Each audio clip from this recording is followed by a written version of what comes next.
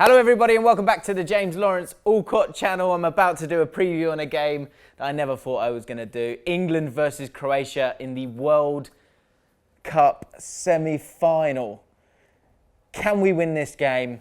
How are we going to win this game? I'm going to talk about the key three battles, but before I get into that, I need to tell you guys that for the first time, this video on the James Lawrence Allcott channel is sponsored. That's right.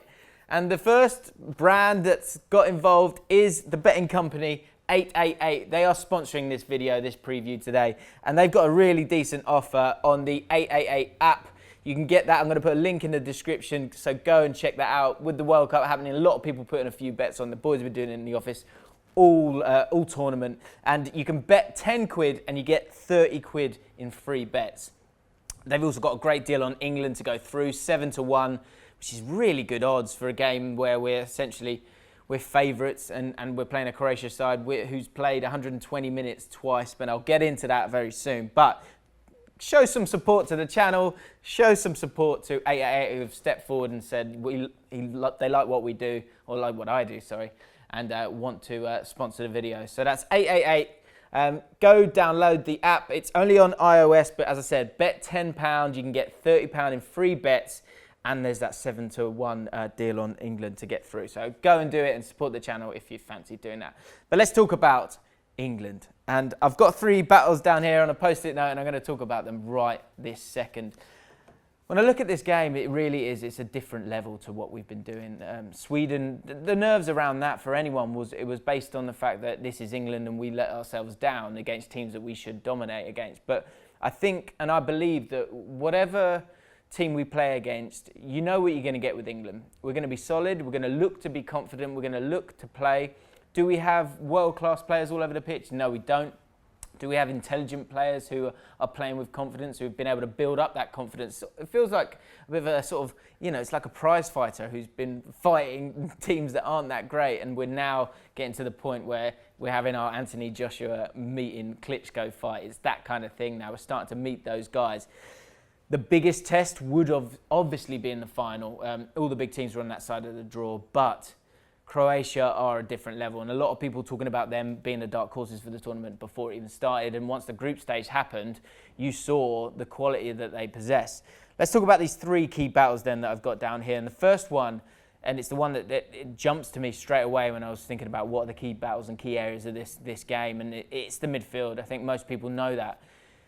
The control of this game is going to be crucial, and Croatia have a side and quality that can allow them to do it, and they made a very key midfield change in their last game. Brozovic came on in the second half. They weren't great in the first half. Modric was playing a deeper role, and he did that actually in the Denmark game in the second half. He ran it, but the reason he ran it is because he was both in a deep role and then moving forward with the ball as well. He was one of the last few players who were able to continue to run, because Croatia looked like they were running out of legs in that game, certainly in the last 15 minutes in my opinion. But Modric just absolutely ran the show. It was an incredible performance and showed the quality that he's got. He is an unbelievable talent.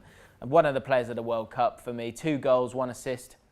And he's the main man for them. I know he missed that penalty, but he steps up and takes it at least, and stepped up and took it in the penalty shootout and the penalty shootout after that. So he's a crucial player for Croatia. He makes them tick. He's the guy who can thread balls through. You saw that with some of the chances that have been created in the Denmark game and the Russia game, and the influence that he had in the second half of that game when he moved up the pitch a little bit. So I expect, and I think most people expect now, for Croatia to play in that same way, to have it almost be a 4-1-4-1, because you're going to have Mandzukic up top, Rebic and Perisic, and then you're going to have Rakitic and Modric in there, and Brozovic will be that deep-lying midfielder like he was in the second half of that game. I can't see it being any different. I guess both teams have to concentrate on the defensive side of it as well, because we've got quite an attacking side, and I expect England to play the exact same team in this game. I don't think Southgate's going to change it. I think there's enough encouraging aspects of our game and the unselfish nature of the players who aren't maybe playing as well as they normally do for their clubs, in Ali and Lingard at times, and certainly Sterling up front. They're being unselfish. They're doing it for the good of the team. but it is an attacking side. And Rakitic and Modric are going to have to do the work both ways to be able to stop those guys. But the key battle here to kick off with, Henderson versus Modric. Henderson, a few worries about him having a hamstring injury. Hopefully he'll be fine. He has to be, really, because if there is going to be a change, and it's a crazy one to call, and I'll get stick for it, I'm sure, but Henderson alongside someone else might be an option if you're worried about the quality and the quick passing that Rakitic and Modric can provide, and you want to offer that little bit more cover. If you want to do that, in my opinion, Eric Dyer isn't actually the man. Delph is the man for me, because what you saw how they torpedoed against Colombia as soon as you had Dyer and Henderson there, because Henderson was the guy who had to move forward a little bit further. Some players like to have everything in front of them and play those passes. Some players are okay playing in between the lines. Delph is one of those players who I think can deal with that pass from Henderson and then move the ball forward, more so than Eric Dyer. So if there was going to be that kind of change, then I would actually put in Delph instead of Dyer. I think the reason people aren't thinking about Delph in any way, shape or form is because obviously he's been away. He's had his third daughter for the Sweden game, missed that game, but he's back in the squad now, and I wonder if Henderson isn't totally fit, can't do the running that he wants to do, and they're slightly worried about him, then Delph may come into the side. It'd be a massive shock for a lot of people, and I hope it doesn't happen, because I want to see Henderson do his thing. Instinctively, he's more a defensive player, and the way that he gets about the pitch is fantastic. He's been my player of England's tournament. I go through all my player ratings, actually, to be fair, in my video that I did yesterday, so go check that out. Every single player in the England first team and the subs, I've rated their performance so far. But if Modric is going to play further up the pitch and Henderson's going to be that deep lying midfielder on his own, that's the crucial spot for this entire thing. So that's my first key battle, Henderson versus Modric. It's huge. The midfield area is everything in this game for me. Both teams have quality, but in the middle, if you can stop Croatia, and I wonder if we can overrun them. I think that's a big part of the game, is that they are going to be tired. There's no doubt. You cannot work that hard for that long, over 6 days, and then it not leave a mark. Modric said it himself, so I think that's going to be a crucial battle in this game. Second one I've got is Sterling versus Lovren. A lot of people talking about Sterling and should he be dropped from this team. I think most intelligent football fans understand that his end product has been disappointing, but the movement and the unselfish nature of the way that he's playing, it brings other players into play. It makes the opposition think in different ways, that because Sterling is dropping deeper than Henderson at times and picking up the ball, picking it up on the left, picking it up on the right. It leads to confusion. It leads to overloads, importantly, which is where we've been strong when we have had some attacking joy. And he's just a crucial player for England. I don't think you can drop this guy. I really, really don't. And you wonder, don't you? You pray that he's the guy, because it would just be amazing. And going into a World Cup final, if you can have your striker getting a goal, especially after what he's been through, I think we're all dreaming of that and we're all hoping that. But a lot of people, I've been told, are feeling like he's had his chance, and there's other people there. Rashford is an option. Welbeck is an option, again, that I don't think people are talking about. He hasn't got the pace of Sterling, but you know what you're going to get. He can go beyond, and he is strong, and he is able to finish. So I think those are good options off the bench. Vardy, it looks like he's struggling. A groin injury is so difficult to come back from, so I can't see him playing a part. But Sterling will take on Lovren, and again, it's a bit like Sweden. When you've got those big centre-backs, you need that movement, and that's what Sterling can offer. Lovren, his concentration has always been something that I've sort of seen, that there is a mistake with him sometimes. You can see that. And Sterling, he's such a live wire, so smart in terms of his movement, constantly moving, constantly putting hard work in. That alongside the press.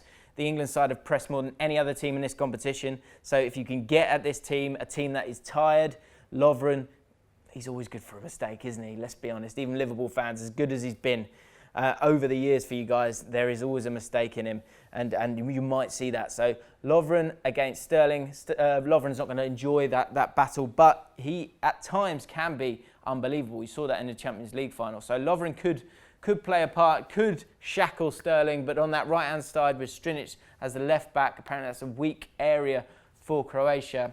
Our strongest area is that right side with Sterling, with the movement of Lingard, with the movement of Trippier and the through balls from Henderson. So Sterling's got a part to play, and we need him to step up and be calmer on the ball when he gets into the final third, which is where he's going to be touching the ball most. Only 6 successful dribbles. I've been disappointed when he's got the ball and turned, which is the hard bit. His dribbling has then let him down, but it's more hope than anything else. I just hope he just finds that confidence on the ball to really do something for us. And then my final key battle here is for the defence as a whole. And I think there's actually a fourth battle there. You look at Lovren versus Maguire when it comes to set pieces. Maguire's our beast. 5 goals from corners in this tournament. The only other teams to do that, or the last 2 teams to get 4 or more from a tournament, Germany 4 years ago, France in '98, Italy in 2006. So that's a good omen. But so Maguire and Lovren is going to be a key battle as well. But Maguire's going to have to take on Mandzukic. He's going to be dealing with Stones and Maguire, I'd imagine, more than anyone else. And this is a new challenge for Maguire. Maguire's been an attacking threat and then done his job with good possession and confidence, and he's grown again. He's another one of those players, and I think it's been good for the whole transition of an England team, and you do see it with the teams that go far, is that confidence builds and builds. But this is a new test. Mandzukic has been there, he's done it, he's so wily, he works so hard for the team as well, and I think we'll find out what kind of nous Harry Maguire has as a defensive player. In a position where you're a little bit more exposed when you're the left-sided centre-back or right-sided centre-back, especially in the team that we have, where we have wingers who play high up the pitch and wide up the pitch. So on the counter-attack, can he deal with Maguire? Can he deal with Mandzukic, sorry? Can he deal with the physicality, the know-how, the guile that Mandzukic has? He's been there, he's done it, and he often delivers. He's only got 1 goal in this tournament so far. But he's a worry. He's their main attacking threat. He's the guy they're going to be looking to get to. And I don't think Maguire's had a physical battle like this yet in the tournament. I guess you've got Berg there, but when you're dealing with the quality that's in front of the striker in Rakitic and Perisic and Modric, then that's going to be tough, really, really tough for Maguire. And we've seen his levels so far, and he's been comfortable and brilliant, but can he step up to that next level? I've said it about 3 times in this video now. This is a new test. So there you have it. So that's how I feel about this game. The key battles really are, it's Mandzukic for me with Maguire, it's Sterling with Lovren. I think Harry Kane's always going to have a say, and when he gets a chance, hopefully he can bang it in. But the biggest one of all, Henderson. It's the biggest test of his career for me. And it's a huge one against Luka Modric, who is just at the peak of his powers, even at the age of 32. He's been fantastic. But overall, how is this game going to go? I'm going to give you my prediction now. And earlier I did it on the Ball Street channel, and I said 2-1. And I think that might be right. But there's something in me that feels like this Croatia side is running out of legs. Their depth in their squad isn't strong, and I feel like this England side, I think this is it now, guys. This is the moment. I'm scared. I'm scared to say this. I'm so worried about this game. I'm so excited too. I've just got so many different emotions because up until now, we've expected to get to this point. Let's be honest. With the run that we've had, with the pathway that we've had, as soon as Spain went out of the competition, we thought, look, we can get to the semi-final. And that was always just the aim, to get to the semi-final. But now we've got the chance in my lifetime to get to a World Cup final, and it's just such an opportunity. And I hope that every England player just goes for it. Don't deal with the fears that the England fans will have. That's our job. Let us take that on. You go out there, enjoy this moment, enjoy this game. You might not get another go at it, and just go for it. And I think they will. I think Southgate will have them mentally ready. I think they'll be excited to run this team into the ground, and I think that's what's going to happen. And football's a funny game, and it should be tight, and it will be a new test. But I just think they won't be able to handle us. I think this is the moment. I really do. I think we're going to win. I think we're going to win big. I think we're going to score early. I think they're going to be out of breath. I think they're going to be struggling. Their minds are going to go, and you're going to have Modric who's going to offer that. They're going to try and slow the game down. But I think this is made for an England side and for the England style. We're going to get at them. We're going to press. We're going to score an early goal. Sterling is going to score in this game. I really believe that he can do it. Maguire and Stones are going to be a massive option for us as well with set pieces. I wouldn't be surprised because the concentration for Croatia to keep going in this game, I think it's going to be too much. It's something that you can't see until the game happens. But it's 120 minutes back-to-back, penalties back-to-back. It's too much. For me, it's too much. I'm not trying to convince myself here. I really believe this. This is England's time. This is the This could be the greatest moment that England have, because the World Cup finals, that's a huge task. Can we beat France or Belgium? I'm not sure about that, but we can beat this Croatia side, as tired as they're going to be. I think we're going to win this game. We're going to win it 3-0. It's going to be 3-0, and it's going to be a party, and it's going to be the proudest moment that we'll ever probably have as England fans. That's what I believe. That's what I believe. I think we can do it. And I'm excited for them. So my message to the England team, play without fear, go for it. Believe in what Gareth is saying to you. He knows best. In Gareth we trust. Come on England. Just to say one last time, that sounds a bit weird after having an emotional moment with you guys there. Subscribe to the channel if you're new and you're enjoying it. I love talking to you guys. I've really appreciated all the lovely comments that you've offered up. So I appreciate that. And if you want to support the channel, then click that link in the description, especially if you've got an iPhone. It's an iOS app, the 888 app.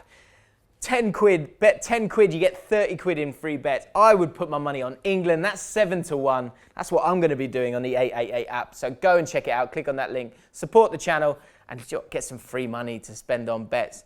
You might as well, mightn't you? Thanks again. Really appreciate all the likes. If you enjoyed this video, click like. Let me know your thoughts in the comments below. And I'll see you on the other side.